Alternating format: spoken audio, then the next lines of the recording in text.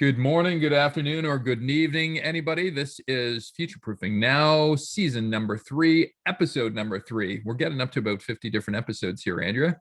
My name is Sean Moffitt. I am co-founder of Futureproofing Next. And today's theme we're going to talk about is the Futureproofing Awards. And I'd love to introduce my fellow panelist and co-founder and all things futureproofing, Andrea Cates. How are you, Andrea? I'm excited for the award season. You know, I've got my red carpet outfit all ready to go. My only problem is I'm in lockdown, so I can't use it anywhere. But perhaps it will be used in the virtual red carpet. So yeah, I love the award season for the Nexties. I feel so bad for all these award programs that have had to, try to work their way around it. It seems like, and it's funny, the Oscars, I don't know if they've happened yet, have they? I don't know, but I just know that I'm living in sort of a Groundhog Day feeling of, how many virtual events can I go through? How many times can I see movies that were actually, or films that were actually either a day ago or 10 years ago? And they all seem kind of the same, No, totally. I have the same feeling. And then when is a movie, right? Because they all launch on Netflix, it seems like now. So, yeah. I'm going to pop up a web page that is going to speak to our Futureproofing Awards. Let's see if I can get to the right one here. Here we go, I think. Andrea, check me if you're seeing something called the Futureproofing Awards on your screen. It's looking great, Sean. Yeah, and we've got some really good people who are in the house today as well. So we're building this Futureproofing Awards community in the house. And I thought, this is really a teaser. We've just launched our webpage today. And so this gets us onto a 77-day journey that gets us to awarding people in 20 different categories. And I say people, there's actually 17 categories that are companies or organizations, and 3 categories that are people. And so we'll get into a little bit of that. But really our mission here is, there's a lot of great work being done by people to get ahead of the future. You might call them innovators. Some people call them change agents or leaders, or, a range of different words. We call them future proofers. That's kind of our parlance. And we thought, wouldn't it be great to actually recognize some of the best that do this? And our God-given hope is we can actually interview some of the people that rank highly on our list and create a collection of good best practices and just kind of learnings that we can impart to the world based on that. And that'll be a good complement for some of the stuff that we're doing. So Andrea, from a what's our mission here, like any color that you want to cast on this? I think what's really unique about future-proofing, well, there are 3 things. Number 1 is that we don't try to predict a future. So we are absolutely not trying to say, oh, let's try to predict things in terms of who's going to be the next big thing. But we are trying to do is to anticipate some things that are happening and get the best and the brightest of people that represent the waves of change. So we're not necessarily trying to predict, but we are trying to see these new forces and say, okay, who's ahead of that? Who's doing it fast? Who's doing it well? Who's really distinctive? So that's number 1. Number 2 is we want these to be global. And the reason that Sean and I are so excited about a community is scouting. Scouting happens when you get excited about something. It can be extremely local, or you get excited about something, it can be extremely global. And what we've learned, especially post-pandemic, is that they're both important. So we're looking for you to help us use your sets of eyes and ears and experiences to let us become aware of companies that are doing a great job locally with regards to, getting ahead of this future, or somebody that's just doing a great job, because we have so many examples of large companies, global companies that are really ahead of the future.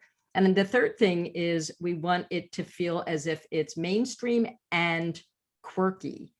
And what we mean by that is, some things that are mainstream are really important. People who have made infrastructure work, people who have helped people feel safe in the post-pandemic, people who are looking at the future of work in great ways. And so it doesn't have to be crazy, but we also are looking for some quirky things, because those can be early signs of things to come. So I would say those are my 3. Sean, what about you? Well, I think the one thing for me is, and there are various media publications in particular that do a decent job of surfacing some of the group of things that might be candidates for our future proofing awards. I mean, I think it's timed as a really good job of the 50 best inventions of the year, but it's very product focused. And then you have the 50 fast companies, which I love the list, but are you telling me that the three editors that pull it together for Fast Company have really gone out to the full world to actually see what's going on in places like St. Louis or in Puerto Rico or halfway around the world in Indonesia? And it tends to be about 35 of the 50 companies tends to be in the Silicon Valley Beltway. And so we're trying to get out of that thinking and go around the world, because I exist up here in Toronto, and part of my challenge with all of these things is there's amazing stuff going on in my own backyard that never gets represented in some of those lists that come out. And so we're trying to surface that as an open endeavor to actually get at awards, which for the audience that's listening today, both live and recorded, we want to involve you in the process as well. And so that was kind of the shine that I would throw on it. We've got a lot of reaction yesterday on social to some of the stuff that we're doing. And we are going to do an event next week where we're going to invite people to join us next week and give their own versions of what their nominees would be. So Andrea, it's funny, there's the Academy Awards, and yet they call their things the Oscars. I think I'm not even too sure what the Grammys have, but I'm not even too sure. I think it's maybe the American Music Association, they call it the Grammys. And so we're going to colloquially at least call these the Nexties. And we're looking at those groups of companies that are getting ahead based on change or futures or impact or innovation and transformation. So I'm not too sure. We didn't even have a discussion on this. I think I invented the term. So my hope is you like Nexties, Andrea. Do you? Well, I've already used it, as you can tell, Sean, earlier in the program. So that means that I have adopted it. Yes. I like Nexties because it sounds clubby. It's kind of like it's informal. But it also, what I also like about it is it almost sounds like an era, like the 60s, the 70s, the 80s, the 90s, the Nexties. So it's kind of an era, like I don't know, and so you can feel that it's moving us into a new time and space. So I really like it. Well, great. And my hope is. Oh, and by the way, also Trekkies, right? Like Sean and I are both big Trekkies, so there's kind of a sense of membership in a cool club. Well, we think Trekkies are cool, but yeah. So Nexties can be a time. It can be an award. It can be a sense of a belonging as well. What, people don't think Trekkies are cool? I don't understand. That does not compute for me, Andrea. So, and this may be getting at some of the things that we just talked about earlier. I find if you work and live in Silicon Valley, London, Tokyo, maybe a couple of other places, you have a lot of media that wants to do your bidding. And so we really want to get outside of those places and actually try to find the really good stuff that happens in the rest of the world. And so, and as much as people may PR campaign, my hope is both myself and Andrea, plus the group of people that will surround ourselves within this awards program, will not capitulate to popularity or people that we've worked with previously. We really want to objectively get at who's doing really good work. And so we have about 20 different categories that we want to provide some thought around future-proofing excellence. I'll mention them briefly here. There's an overall award. There's a purpose award. I know purpose has become much bigger in terms of our vernacular over the last couple of years. Applied foresight and trends, business models and pivots, ecosystems and network creation, business transformation, culture and empowerment, talent and skills, brand resonance and value, customer, channel, growth, product innovation, experience innovation. We've thrown this, hopefully this is a 1-year blip in terms of pandemic resilience, but just people that have really reacted to the pandemic well and come out the other side of it looking better and hopefully impacting the world. Technology, causes, and our last 3 are focused on people. So an executive champion or leader, a thought leader that's provided some breakthrough or concept brilliance, and a personality, perhaps a celebrity or somebody that's they got some level of fame or notoriety based on what they've done over last year. So those are our 20 categories. Andrea, thoughts on our 20?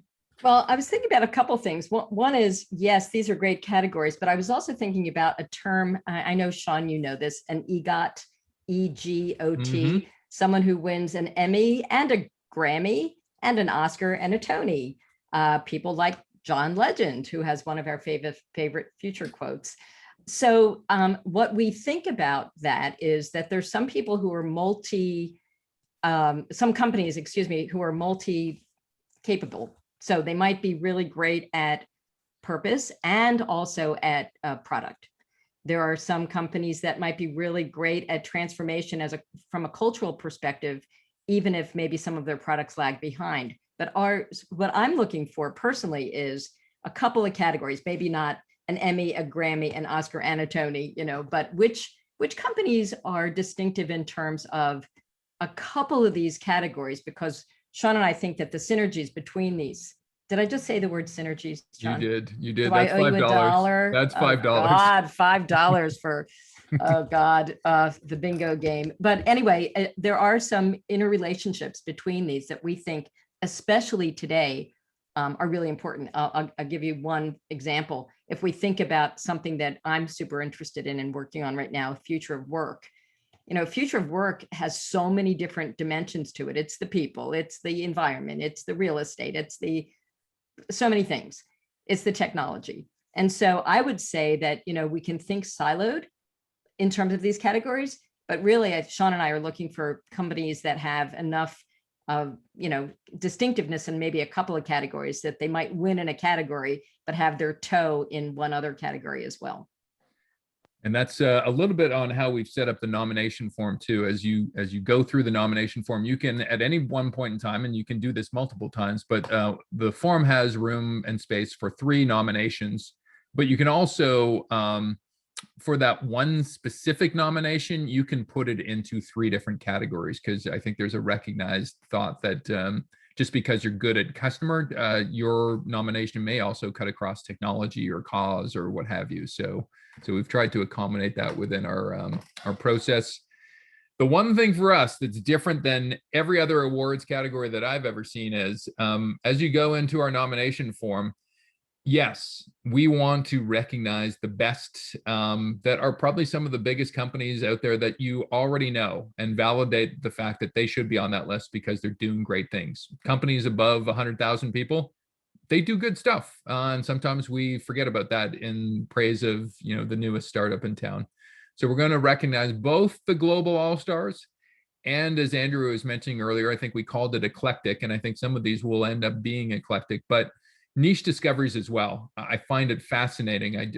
We just got off of a web call with somebody from Denmark, and at the end of one of our discussions, I asked, are there any companies in Denmark that really intrigue you? And he certainly threw one at me I'd never heard of before, which is great. I love niche discoveries.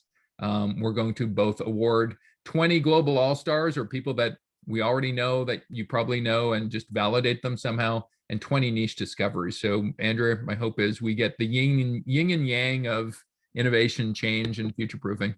Well, what I like about the community that's here today, and also the people that will listen to this in the future on a recording, is we want you to be thinking of themes for the future and then kind of reverse engineer that. So if you're thinking that something's coming soon, or a theme that you're seeing as an emerging trend or an emerging issue that's really important, we would love for you to think category and then think, okay, since that is coming in the future, how do I find someone that is in that category as well? Because Sean and I are always interested in learning. Agreed on that. And then the final thing, just for people to be aware, certainly our aspirations for 2022 probably wouldn't be great to do this in person someplace and actually bring people together. But in 2021, we're still in this liminal period between not quite where we were a year ago, but not quite out of it yet. And so we will have an award ceremony of sorts on June 22nd. So the way this will work is we'll accept nominations from anybody in the world, and we've started to do country by country. We'll accept those to the end of May.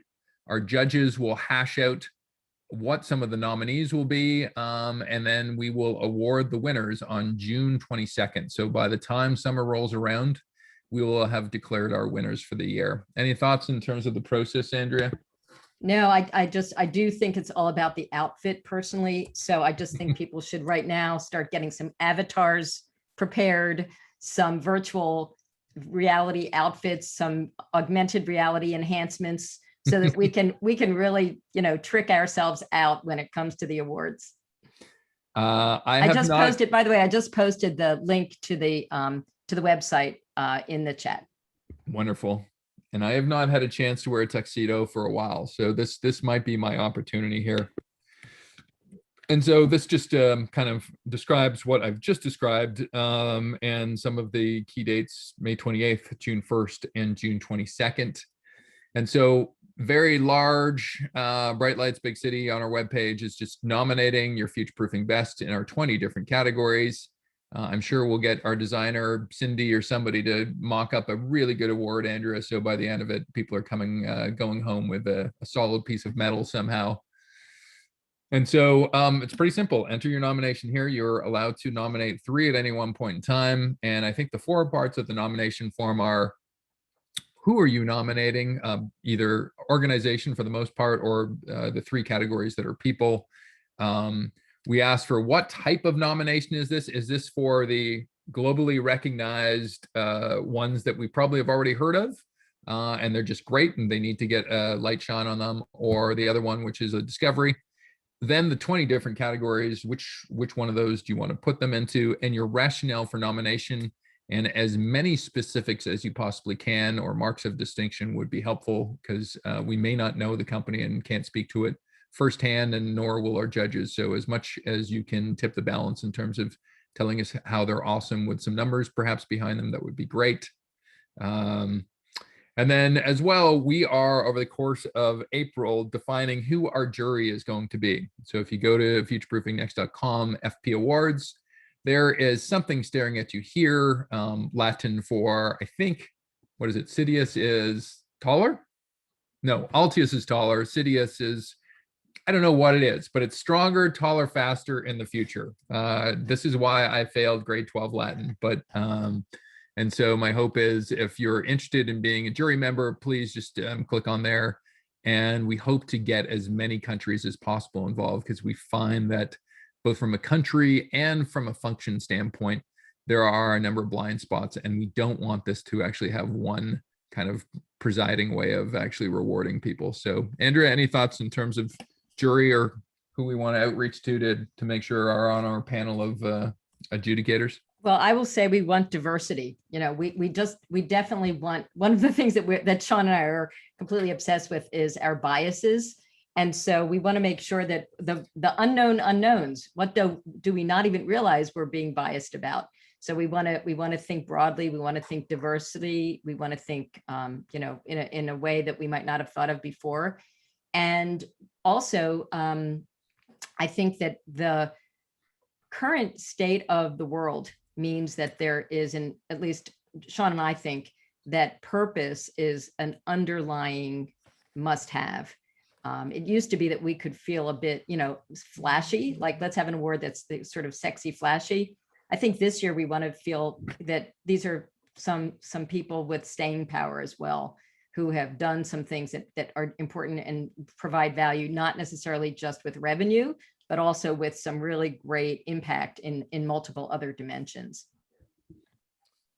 As you can see here, we got about 76 days left. So this will be a true sprint. Everybody talks about 90-day sprints. We're in the thick of it now. And so I've really been heartened by the group of people that have responded to me over the last couple of days as we teased out some things online.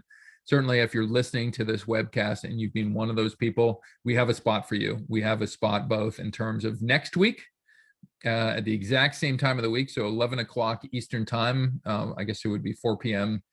GMT, or I guess in your world, Andrea, on Pacific time, it's 8 a.m. April 13th. We're going to bring some of you in. We're going to get some of your live reactions in terms of who are your top 3 nominees, and some rationale behind them. And we're going to try to get as many people in over a course of 2 hours as possible. And so that's going to be next week at the exact same time we're hosting this webcast, or at least, sorry, 1 hour earlier than we are. So 11 a.m. Eastern time. And so we're looking forward to Andrea's point, a lot of diverse people. We've put some of the things that are near and dear to our hearts, because certainly not only is it the awards that we're running, we've also built a really interesting community of people called Futureproofing 66. We just had a session right before this session where once a month, pretty much the idea is we get our key collaborators and our front row of people, and in this case, perhaps the judges that have come in to a private group and world, and we bring in authors and other thought leaders that are doing their own work and get them into a very private, intimate setting, and hopefully, let the insight ensue. We also have a whole bunch of research projects. We would love, what comes out of this is to actually interview our top nominees and learn from the people themselves what works and produce that as a report. And then finally, we have something called the Futureproofing Salons, where we go deep with people and actually go, look, we've just learned this and we've brought all these people together. Why don't we actually bring some of these people into your world too? And so that's maybe a somewhat subtle pitch in terms of some of the stuff that we're doing. Andrea, any additional thoughts there? Yeah, well, you know what I'm going to say? The biggest thing that we are excited about is Futureproofing You, where we are taking the skills that people have been dying for. How do I become a future proofer? What are these nexties? How do I become someone who can combine strategy, innovation, and futuring? And so we rolled our sleeves up and developed a practitioner-focused approach we call Futureproofing You. Right now, it is a 90-day leadership sprint, but we are looking to partner with people like you and take it all over the world, take it in-house with companies, medium-sized companies, large companies, but it's a way that you can become future proofers, and people can start to really figure out how to develop strategy, innovation, and future proofing at scale to really make a difference in these companies. We'd like to be preparing teams around the world to be winners in the future of these nexties. Great. And I just before we talk about some of the things that are going to be happening in the future in this one, Andrea, just let's not bias or lead the witness by mentioning specific companies, but when you think about awarding the best of future proofing, what are the words that come to mind? How would you define these characteristically that you might be hypersensitive to? For me, it's being able to respond before something becomes a trend. So to me, it's someone who anticipates an unmet need and goes about developing something to hit that. It doesn't have to be someone who saw, for instance, COVID coming, but it's someone who understands that because of a change, and I'll use COVID as an example, there's a human need for safety and hygiene, there's a product need, there's a community need for education and family. So lots of dimensions of what's about to happen faster in the minds of future-proofing winners. And so they don't have to know it is coming and predict it, but as they see the early signs, they start to build the roots of what might be solid and important for the next era. That's what I think, for the next era. What about you, Sean? You're already using the language. Yes, I am. I'm trying to adopt the lexicon.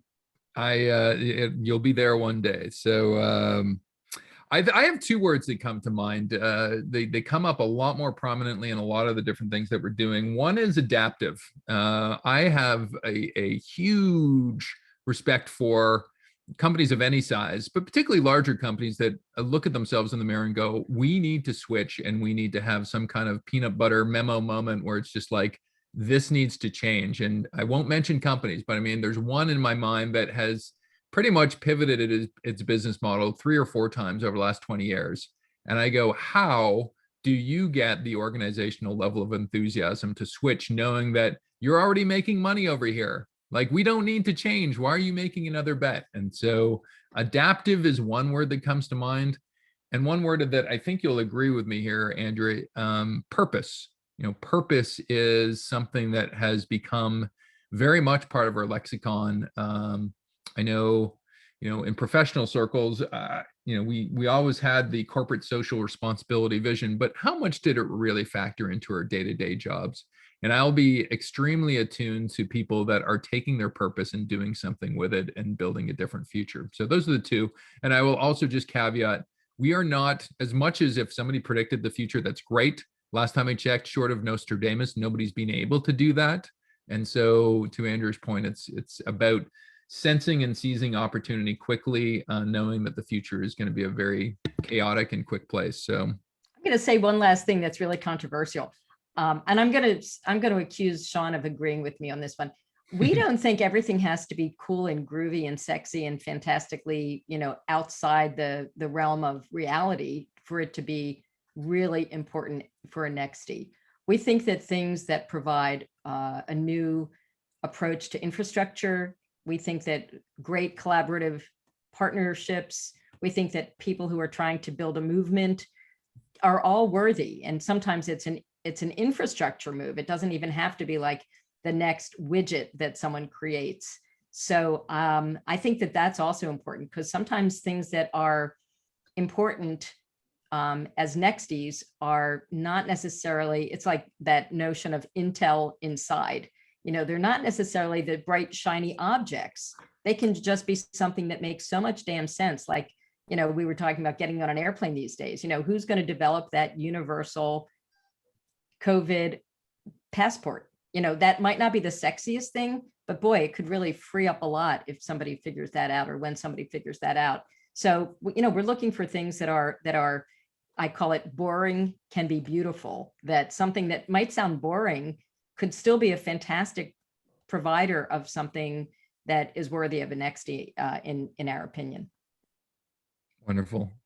I guess from a logistics standpoint now too, I guess the next interactions are going to be, we are going to have another nominations kind of webcast next week, but we're going to bring in people that we probably don't even know yet, Andrea. Like, there's been so much interest from people that from different countries that we don't even have previous relationships with. So I know there's been a number of people on chat going, do you need somebody to be a judge or on the jury? And we would love it. We would love it. And I think we will post when we define the jury and judges, which is hopefully by the end of this month, we'll post everyone's name, as well as kind of what their appetite and what they'll be looking for. So if you're interested, please get in touch with us. When in doubt, hello@futureproofingnext.com. And in terms of the next engagements we'll have here, our next webcast is next week, 11 o'clock Eastern time, April 13th. And so we will invite those nominees to come forward and mention 3 companies and the rationale behind why they put those 3 companies on the list. And we'll probably ask people to define their time by 5-minute segments. So we'll have a litter of 5-minute segments from around the world next week. The follow-up is we're going to get our judges together and do another public webcast. It's going to be on, I believe, May 18th. May 18th at 11 o'clock. We're going to have our judges kind of weigh in before the last legs of getting our nominations in. And then obviously we may do 2 of them in June, the ramp up to our June 22nd award ceremony and June 22nd. So some kind of nomination session where we'll at least look at the 20 categories and the nominees that are on the list. And June 22nd will be the big ribbon cutting, Andrea doing some dance routine number to start our program off. And we will invite some of the people that have actually won into our midst and get their reactions to what has gone on. Andrea, it's going to be a busy next 77 days from a number of different reasons. Thoughts ahead of time? You just raised the bar, Sean. My fire baton from high school is in my closet. I'm thinking I need to light it up, just kind of get it ready for the award ceremonies. And seriously, I think this is one of the most important years for the Nexties, because in the past we've done it. Bright shiny objects are great and they're really fun. This is a year where I don't know how everyone else is feeling. Would love to hear about it in the chat, but the sense of humanity and responsibility is huge. I mean, Sean and I love to work with corporates, and we love to work with startups and scale ups, and we love to work globally. And the universal that we hear is people, people, people.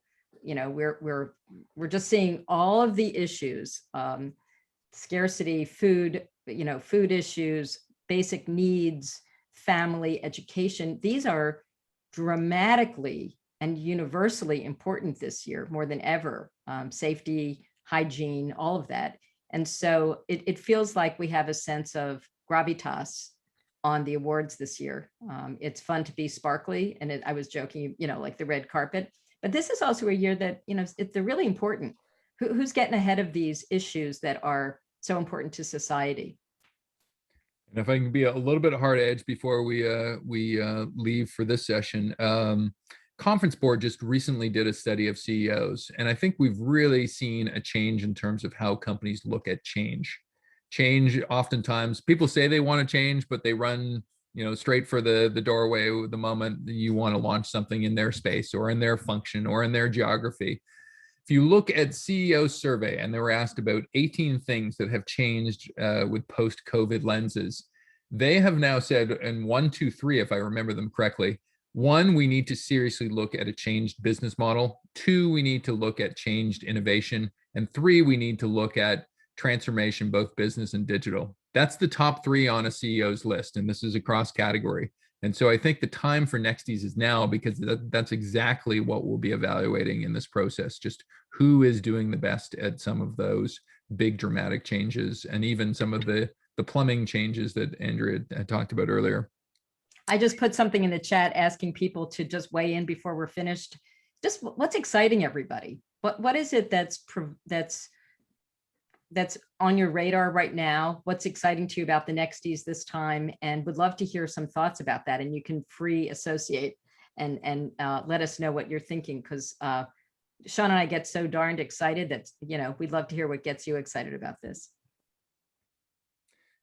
As we wait for that, I just, I know we'll probably do a post on Medium about this. We've explored the new benefits of the Medium channel. And so I just posted the last 400 years of innovation. I think, Andrea, you're going to post something on times change. So should you're thinking, we'll probably dedicate a post to this effort on Medium. So if you have a chance, go to Futureproofing Next Medium's channel, and we'll have something written there over the next few days.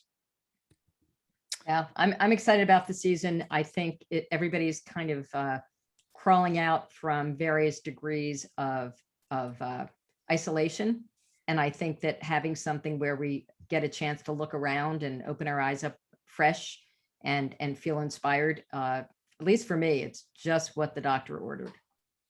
And one thing I caught in chat from earlier, it's not only companies, it's causes and not-for-profits, and it's even public and government institutions and even citizen groups. So it's loosely organizations as a whole. And then, as mentioned earlier, there's 3 of the categories where they're individuals. So if you're answering our nomination form, most of them we're asking for organizations. 3 of them we're asking for different people.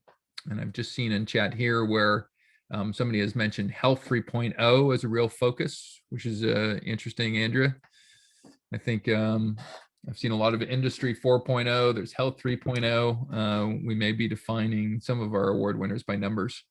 Well, and it's interesting because one of the friends of, I think he's one of our champions actually, was talking, posted something recently about the physician with even the healthcare role within companies, and this whole future of work piece. It's not, it's coming to the forefront again, people's health and safety. People have talked about education and sort of the family. So things that used to feel very nonprofit-y are suddenly right in the boardroom, right in the C-suite again, and vice versa. The ability for people with data and analytics and technologies to make it available broadly to society is really important. So this is the year of the crossover for sure. And we'll likely, it's one of our hobbies on the side, but it's something we'll likely do next week as well. We'll do something on Clubhouse as well. So if any of you have a Clubhouse account, Thursday we're sparking to as a day that maybe we'll own something on a Futureproofing Next basis. We might just do an open session, nomination session on Clubhouse next week. So we'll throw some details about that. Yay, Clubhouse. Yay. Everybody loves Clubhouse. We love Clubhouse now. Yeah. You know why I love it? Because you don't have to put on makeup. You know what? It's so refreshing. I don't want to admit this to too many people, but the last time we did our last Futureproofing next one, I had just come back from a jog. I was soaked from the rain, and I had 5 minutes before I had to jump on. So yeah, unlike today, where at least I've showered, I've combed my hair and put a shirt on. We appreciate both, Sean. We do. We appreciate both. All right, that's all I have to say about the launch of our process. We've soft launched this. We'll hard launch it next week, and I really look forward to some of the discoveries we're going to make over the next couple months. Andrea? It's a great group. There's great chat. Reach out to us. We will connect with you if you said you're interested. And next week, just remember, it's an hour earlier wherever you are than it is this week. It's same day, 1 hour earlier. And so we'll see you in the at the awards conversation next week. Wonderful. So on behalf of Andrea, we'll see you in the future. Bye now.